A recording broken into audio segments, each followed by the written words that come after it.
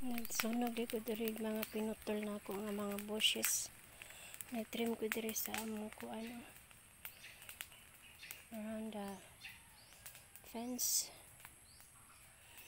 Kaya mura di namin makita diri. So pagaman ako na siyang gisunog kay para po na mga lamok diri sa dagang may kahoy good. Mango. Hawa sila gamay.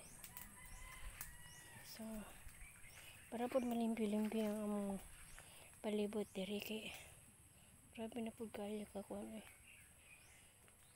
malapit na may matabunan diri. So muna akong trabaho karon guys, whole day, grabe.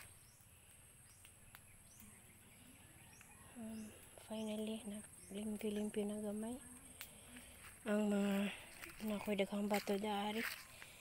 So ako po ni siyang i-rake tomorrow kay kuan na karon ang oras diri is almost 5 o'clock in the afternoon. So na ako natig mga rock ko. Kana siya ako nasang himuog kanang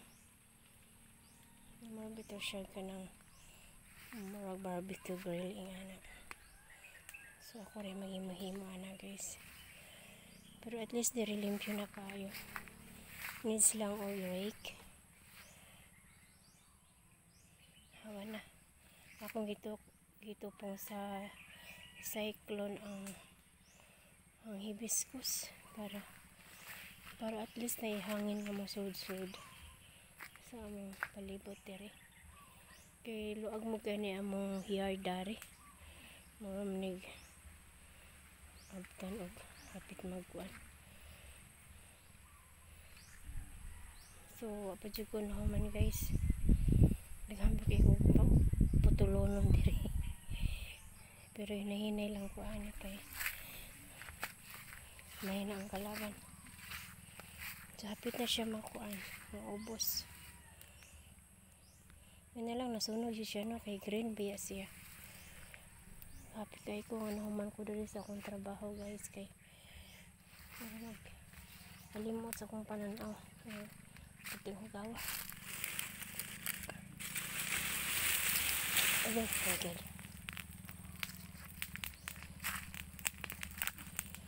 So after ani is natin na pugog ang pagkaon.